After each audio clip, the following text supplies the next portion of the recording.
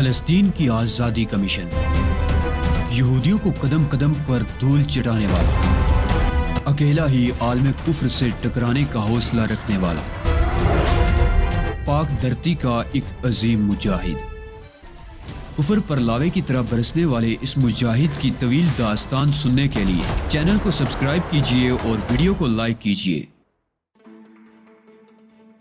فلسطینیوں کے مفادات کے لیے میرا رواں رواں وقف ہے۔ میں اس جذبے کو سینے سے کبھی نہیں نکال سکتا جو اسلامی بھائی چارے کا جذبہ ہے اور جس کے لیے میں نے اپنی زندگی تج دی ہے۔ میں جانتی ہوں علی، یہ سب کچھ ہونے کے باوجود جب تمہیں اس بات کا علم ہوا کہ گوٹے ہل میں اسرائیلی پروجیکٹ کام کر رہا ہے تو تم نے باقی تمام معاملات پسے پشت ڈال دیے تھے۔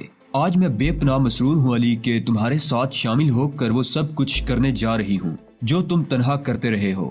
میں تمہیں تنہا اس لیے کہہ رہی ہوں کہ اگر فلسطینی مجاہدین ان کاموں میں تمہارے ساتھ رہے ہوں تو رہے ہوں، لیکن تہذیب مالکم ایکس ان میں سے کوئی نہیں تھی۔ غلط تو نہیں کہہ رہی علی؟ ہاں تہذیب، یہ غلط نہیں ہے، تو یوں سمجھ لو یہ مہم میرے نام ہے، تہذیب علی یار خان کے نام۔ تہذیب نے کہا اور مجھے یوں محسوس ہوا جیسے دل کے تپتے ہوئے صحرا میں بہار آ جائے۔ بڑی اپنائیت تھی ان الفاظ میں، وہ اپنائیت جس سے میں برسوں سے محروم تھا۔ اب اندازہ ہو رہا تھا کہ کیا شے ہے لذت آشنائی۔ چند لمحے خاموش رہ کر میں احساسات کے سمندر میں غوطہ زن رہا۔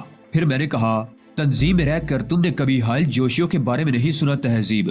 کیوں نہیں؟ اس میں کوئی شک نہیں ہے کہ حائل جوشیو ایک انتہائی خطرناک انسان ہے، بلکہ شاید تمہیں یہ سن کر حیرت ہو کہ وہ اپنا گروہ رکھنے کے علاوہ مختلف ملکوں میں کام کرنے والے مختلف اداروں سے بھی رابطہ قائم رکھتا ہے۔ خود گرین پول ایک بار حائل جوشیو کے لیے جنوبی افریقہ میں کام کر چکی ہے۔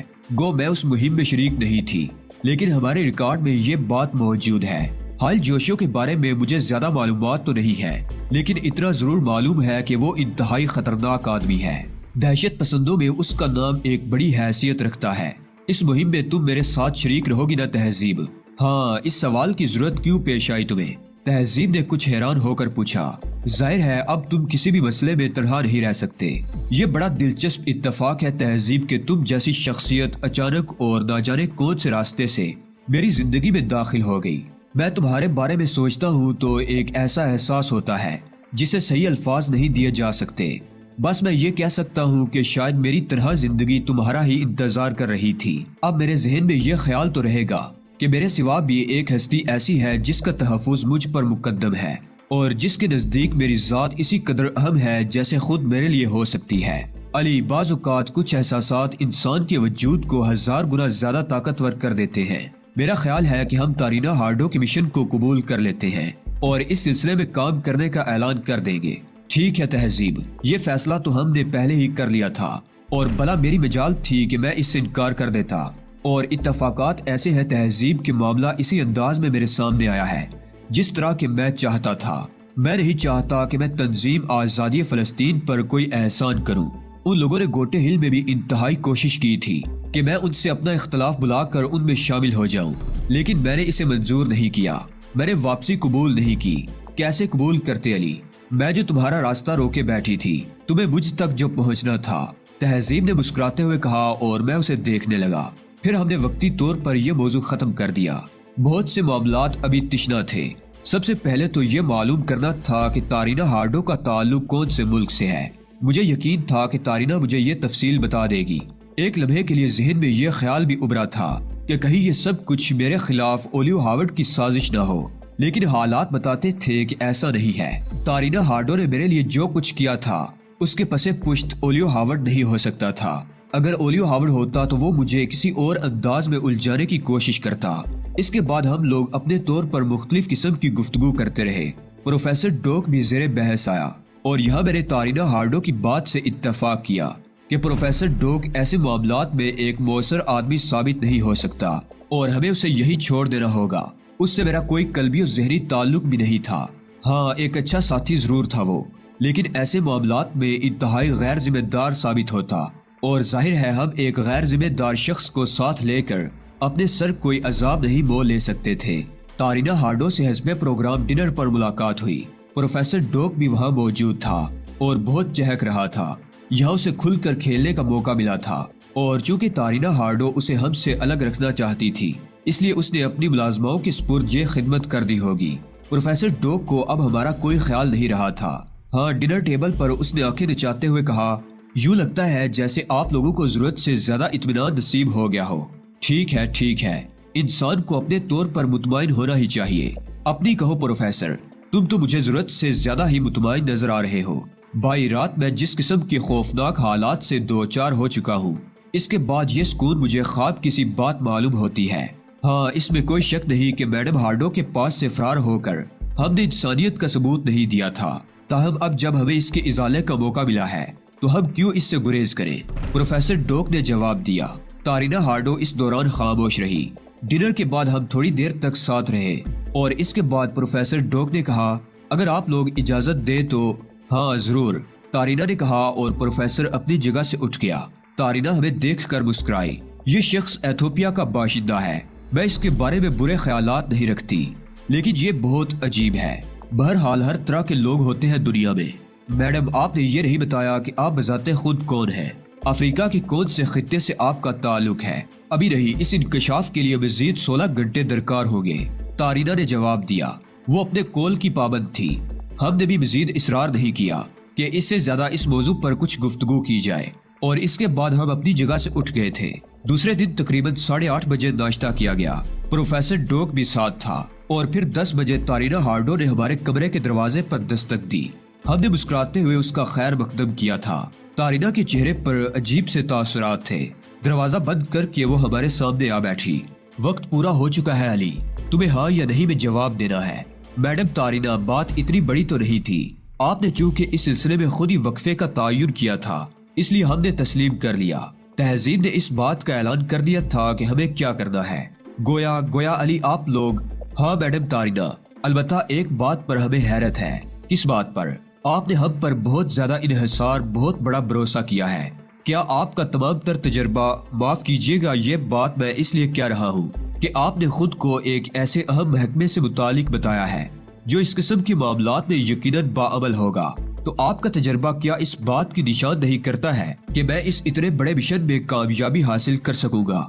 अली देखो, इंसान की अपनी एक पहुंच होती है, वहीं तक वो सफर कर सकता है। तुम्हारी जिंदगी से मुतालिक जो मालूमात मैंने हासिल की है, उनके तहत मैं ये कह सकती हूँ कि अगर मुकम्मल तौर पर ना भी हो सका, तब भी तुम इस सिलसिले में इतना कुछ कर सकते हो जितना कोई आम आदमी नहीं कर सकता। हम किसी बहुत बड़े ग्रोह को लेकर इस मिशन के लिए काम कर सकते हैं, लेकिन इस तरह कुछ ऐसी उलझने पेश आएगी जिन्हें हम संभाल नहीं सकेंगे। इसके बरक्स अगर सिर्फ चंद अफराद ज्यादा जहारत और ज्यादा बरक रफ्तारी से काम करें तो मेरा अंदाजा है कि हम कामयाबी हासिल कर सकते हैं। ठीक है, मुझ पर एतबार करना आपका काम है। हाँ, मैं इस बात का वादा कर सकता हूँ कि अपनी तमाम तर सलाहियतों के साथ इस मिशन के लिए काम करूंगा। बस इतना काफी है अली। बाद के मामलात तो तकदीर के हाथ होते हैं। पहले मैं तुम्हें अपने मुल्क का नाम बताती हूँ, मगर इससे भी पहले बेहतर ये है कि तुम मेरी असली शक्ल देख लो। असली? मैंने और तहजीब ने चौंक कर कहा। हाँ, ये मेरी असली शक्ल नहीं है। गोटे हिल में कयाम के दौरान मुझे ये हुलिया इख्तियार करना पड़ा। तारीना हार्डो ने अपनी गर्दन के पास कुछ टटोल कर एक मेकअप मास्क अपने चेहरे से उतार दिया और हमने एक पुरतमकनत और दिलकश सूरत अपने सामने पाई। खदो खाल बिल्कुल तब्दील हो गए थे। ये आला पाए का मास्क था। इतना नफीस मेकअप मास्क इससे पहले मैंने नहीं देखा था। तारीना हार्डो की शख्सियत एकदम तब्दील हो गई थी। वो पुरस्कार चेहरा अब भी जूं का तू था, लेकिन उसकी दिलकशी में और इजाफा हो गया था। रंग भी इंतहाई साफ था। मैंने तारीफी नजरों से उसे देखते हुए कहा, कमाल है मैडम हार्डो, मैंने वाकई इतना कुछ नहीं सोचा था। अब इजाजत दो मैं ये मास्क अपने चेहरे पर लगा लूं, उसने कहा और फिर आईने के सामने जाकर अपनी पुरानी शक्ल में वापस आ गई। तहजीब मालकम एक्स आहिस्ता से बोली, बहुत दिलकश है ये अली, वाकई इतना मलीज चेहरा बहुत कम ही देखने को मिलता है। तारीना हार्डो वापस आकर बैठ गई थी। फिर उसने अपने मुल्क का नाम बताया और हमें हालात शवाहिद को सामने रखते हुए ये बात तस्लीम कर लेना पड़ी कि उसके बयान में कहीं कोई झूठ नहीं है। तारीना हार्डो ने कहा, तुम जानते हो अली कि अमेरिका में मुकीम यहूदी बहुत बड़ी ताकत रखते हैं। उनमें बड़े बड़े सरमायादार मौजूद हैं और ये सब के सब इसराइल की बका के लिए हर तरह सब कुछ करने को तैयार रहते हैं। शायद तुम इस बात पर ताजुब करो कि डेन काबूस नामी एक शख्स ने ये पेशकश की है कि वो इसराइली मफाद के हक में हायल जोशियों को वो सब कुछ अदा करने को तैयार है जो वो तलब करता है, लेकिन डेन काबोस की इस पेशकश को दबा लिया गया है। اور اس کا پیغام حائل جوشیو تک نہیں پہنچ سکا۔ البتہ اسرائیلی مشن امریکہ پہنچ چکا ہے اور ڈین کابوس سے اس نے کئی خفیہ ملاقاتیں کی ہیں۔ مسئلہ جو کچھ ہے اب تمہارے سامنے ہے۔ تمہیں انتہائی پھرتی سے کام کرنا ہے تاکہ ان کے درمیان کوئی سودا ہونے سے قبل ہم اپنے طور پر کامیابی حاصل کر لیں۔ میں تمہیں ان تمام اقدامات کی تفصیل بتاؤں گی جو میں نے اب تک اس سلسلے میں کیے ہیں۔ تم یہ سمجھ لو کہ حائل جوشیو کسی بھی وقت کوئی کارروائی کر سکتا ہے، اس لیے ہمیں جو کچھ بھی کرنا ہوگا نہایت برق رفتاری سے کرنا ہوگا۔ اگر تم اس سلسلے میں مکمل طور پر اپنی آمادگی کا اظہار کرتے ہو تو پھر مجھے اجازت دو کہ میں اپنے ملک سے رابطہ قائم کر کے اس مہم کے لیے بقیہ انتظامات کرنے کی درخواست کروں۔ ٹھیک ہے، آپ نے خود ہی ہمیں یہ وقت دیا تھا میڈم تارینہ، ورنہ ہم پہلے ہی فیصلہ کر چکے تھے کہ آپ کے مقاصد کے لیے کام کریں گے۔ آپ اس سلسلے میں جو کچھ بھی چاہے کر سکتی ہیں۔ شکریہ علی، اب میں ایک لمحہ بھی تمہارے پاس صرف نہیں کر سکتی۔ اپنے طور پر اپنی مصروفیات کو جاری رکھو اور ذہنی طور پر اس بات کے لیے تیار رہو کہ کسی بھی لمحے تمہیں یہاں سے روانہ ہو جانا ہے۔ وہ ہمارے پاس سے اٹھ گئی اور ہم دونوں مسکراتی نگاہوں سے اسے دیکھنے لگے۔ اپنے اس فیصلے پر ہم بالکل مطمئن تھے۔ دروازے کے قریب پہنچ کر اس نے کہا، پلیز علی، پروفیسر ڈوک سے اس سلسلے میں کوئی گفتگو نہ کرنا۔ اسے نہیں معلوم ہونا چاہیے کہ ہمارے درمیان کوئی خاص معاملہ ہے۔ تمہیں اس صورتحال کا بخوبی اندازہ ہے۔ کسی بھی غیر متعلق شخص کو ہم ان حالات کی ہوا بھی نہیں لگنے دینا چاہتے۔ بالکل اطمینان رکھے میڈم تارینہ، میں نے جواب دیا اور وہ ہمیں خدا حافظ کہہ کر باہر نکل گئی۔ تہذیب مالکم ایکس ایک لمبی سانس لے کر مجھے دیکھنے لگی تھی۔ تارینہ ہارڈو اس گفتگو کے بعد سے بالکل نارمل ہو گئی تھی۔ اس رات اس نے ڈنر پر ہمیں بتایا کہ اسے ایک ضروری کام درپیش ہے۔ اس کی غیر حاضری ممکن ہے کچھ طویل ہو جائے۔ ہم لوگ اسے محسوس نہ کریں بلکہ اپنے طور پر تفریحات جاری رکھیں۔ اس نے کہا کہ یہ بات وہ اس لیے کہہ رہی ہے کہ اس سے قبل جب ہم پہلی بار یہاں آئے تھے تو پروفیسر ڈوک نے اس سلسلے میں اعتراض کیا تھا۔ پروفیسر ڈوک جلدی سے بولا، نہیں میڈم، اس وقت کی بات اور تھی۔ اب تو یوں محسوس ہوتا ہے جیسے ہم آپ کے خاندان میں ہی شامل ہیں۔ آپ اطمینان سے اپنا کام کیجئے۔ تارینہ مسکرا کر رہ گئی تھی۔ دوسری صبح اس سے ناشتے کی میز پر ملاقات نہیں ہوئی۔ پتہ چلا کہ وہ جا چکی ہے۔ پروفیسر ڈوک سے بھی دن بھر ملاقات نہیں ہوئی۔ پھر تارینہ دوسرے دن بھی واپس نہیں آئی تھی، لیکن تیسرے دن صبح وہ ناشتے کی میز پر موجود تھی۔ اس نے مسکراتے ہوئے ہم دونوں سے 2 دن کی غیر حاضری کی معذرت طلب کی اور ہم سے ہماری خیریت دریافت کرتی رہی۔ اسی دن دوپہر کو 2 بجے پروفیسر ڈوک لنچ سے فارغ ہو کر ہمارے ساتھ ہی ہمارے کمرے میں آ گیا اور لجاجت آمیز لہجے میں بولا، دوستو، سوچ تو رہے ہوگے کہ میں کتنا غلط آدمی ہوں، لیکن یہ بات نہیں ہے۔ عمر کا ایک بڑا حصہ حسینوں کی معیت میں گزرا ہے اور یہ جانتا ہوں کہ جب 2 نوجوان دل یکجا ہوتے ہیں تو کسی تیسرے کی مداخلت کس قدر ناگوار گزرتی ہے۔ اسی لیے ایک اچھے ساتھی کی حیثیت سے میں نے تم دونوں کے درمیان آنے کی کوشش نہیں کی اور میں اپنے اس عمل کو جاری رکھنا چاہتا ہوں۔ چنانچہ میں تقریباً 3 دن کے لیے تم لوگوں سے رخصت ہو رہا ہوں۔ ارے پروفیسر ڈوک، کہاں چل دیے آپ؟ وہ اصل میں جولی کو تو تم جانتے ہو نا؟ میڈم تارینہ ہارڈو انسانی حقوق کا خصوصی خیال رکھتی ہے اور ان کے ہاں کام کرنے والی خادمائیں مہینے میں 3 دن اپنی مرضی سے گزارتی ہیں۔ انہیں چھٹی ہوتی ہے اور جولیا کو 3 دن کی چھٹی ملی ہے۔ وہ چاہتی ہے کہ یہ 3 دن وہ کالمو کیمپوں میں گزارے۔ شکار وغیرہ سے نہ اسے دلچسپی ہے نہ مجھے، لیکن کالمو کیمپوں کے اطراف کے دلکش مناظر اسے بھی اچھے لگتے ہیں اور مجھے بھی پسند ہے، اور پھر ایسی جگہ جہاں جولی میرے ساتھ ہو۔ میرا مطلب ہے آپ لوگ مجھے اجازت دیجیے۔ ٹھیک ہے پروفیسر، آپ عیش کیجیے، میں نے مسکراتے ہوئے کہا اور پروفیسر چلا گیا۔ مجھے تعجب ہے یہ شخص عمر کی جس منزل میں ہے وہاں لوگ ایسے تو نہیں ہوتے، تہذیب نے کہا۔ ممکن ہے اس کی جوانی کا کوئی حصہ گم ہو گیا ہو تہذیب، اور یہ آج تک اس کی تلاش میں سرگرداں ہو، میں نے جواب دیا۔ لیکن تقریباً 3:30 بجے تارینہ ہارڈو نے یہ مسئلہ بھی حل کر دیا۔ وہ خود ہی ہمارے پاس آ گئی تھی۔ میں نے معلوم کیا تھا کہ تم لوگ دوپہر میں سونے کے عادی نہیں ہو اور در حقیقت سونے والے لوگ کارآمد نہیں ہوتے، چنانچہ یہی معلوم کر کے میں تمہارے پاس چلی آئی۔ دراصل علی، رات کو کچھ افراد میرے پاس پہنچ رہے ہیں۔ یہ انتہائی اہم لوگ ہیں اور تمہارے ساتھ ایک میٹنگ کرنا چاہتے ہیں۔ پروفیسر ڈوک کو میں نے جولیا کے ساتھ بھیج دیا ہے تاکہ اسے صورتحال کا کوئی اندازہ نہ ہو سکے۔ تقریباً 3 دن تک ان کی واپسی کا امکان نہیں ہے۔ میں نے جولیا کو ہدایت دے دی ہے۔ اوہ، تو یہ آپ کی کارروائی ہے؟ ہاں، یہ ضروری تھا۔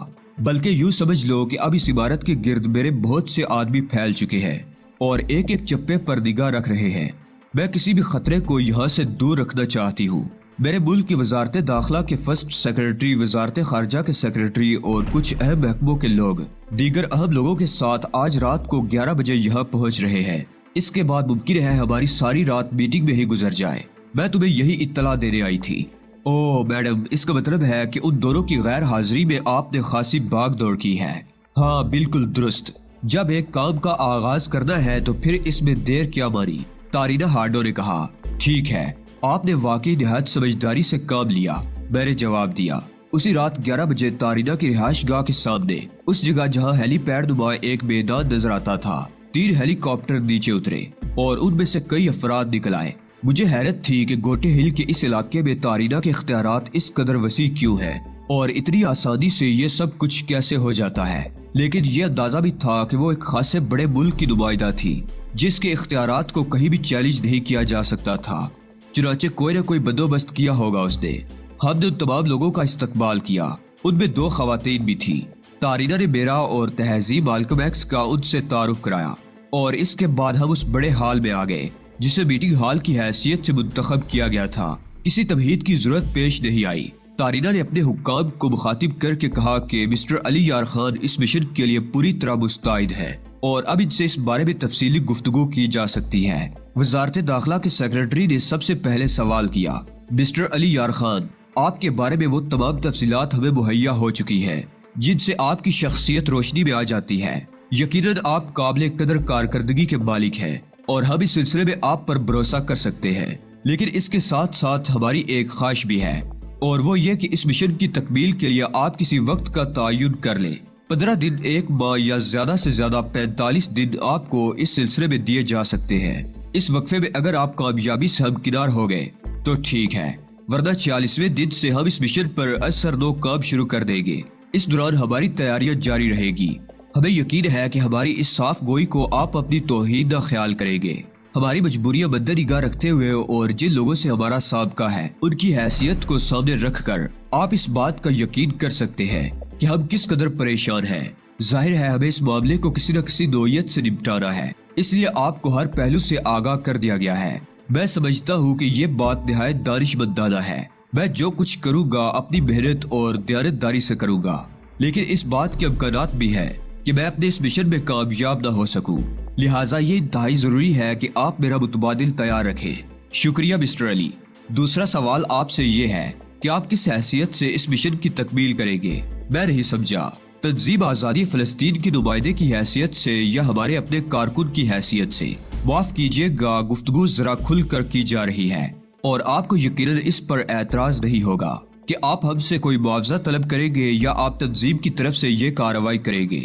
جناب علی، میرے بارے میں جاننے کے بعد یہ سوال غیر ضروری ہو جاتا ہے۔ علی یار خان کی اپنی ایک شناخت ہے، اپنا ایک منفرد کردار ہے۔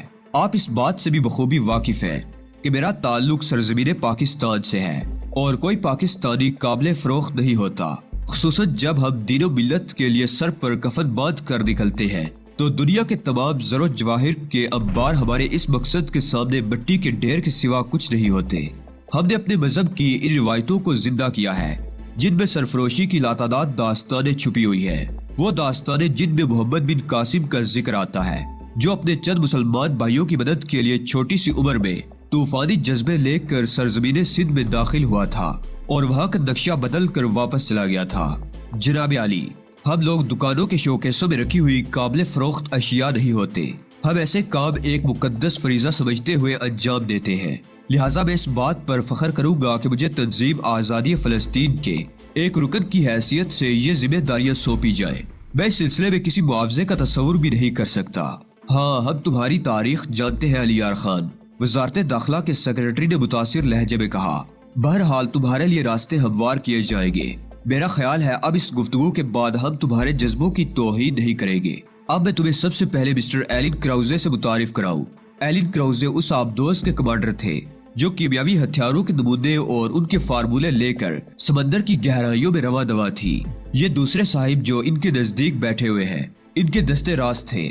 باقی لوگوں کو میں نے لانا مناسب نہیں سمجھا چونکہ آپ کو تمام تفصیلات یہی دونوں بتا سکتے ہیں۔ اس کے علاوہ میڈم تارینا ہارڈو موجود ہے۔ اس مشن کے سربراہ کی حیثیت سے وہ آپ کو تمام تفصیلات فراہم کر سکتی ہے اور آپ کی وہ تمام مشکلات دور کر سکتی ہے جو آپ کو اس مشن کے سلسلے میں درپیش ہوگی۔ ہم آپ کے لیے وہ تمام آسانیاں مہیا کرنا چاہتے ہیں جو حال جوشیو جیسے شخص کے مقابلے میں آپ کی ضرورت ہو سکتی ہے۔ آپ کے اپنے ذہن میں اس سلسلے میں جو سوالات ابھرے برائے کرم بے تکان ہم سے پوچھئے۔ مسٹر ایلن کراؤزے، میں آپ سے کچھ سوالات کرنا چاہتا ہوں۔ میں نے کہا، جی میں حاضر ہوں۔ آپ کو یاد ہے کہ آپ نے جن راستوں پر سفر کا آغاز کیا تھا وہ کون سے تھے؟ کیا آپ ایک باقاعدہ نقشے کے تحت روانہ ہوئے تھے یا پھر آپ کا یہ خیال تھا کہ ویران سمندر کے جس حصے میں آپ چاہیں اس آبدوز کی اشیاء کو ضائع کر دیں گے؟ کیا پروگرام تھا آپ کے ذہن میں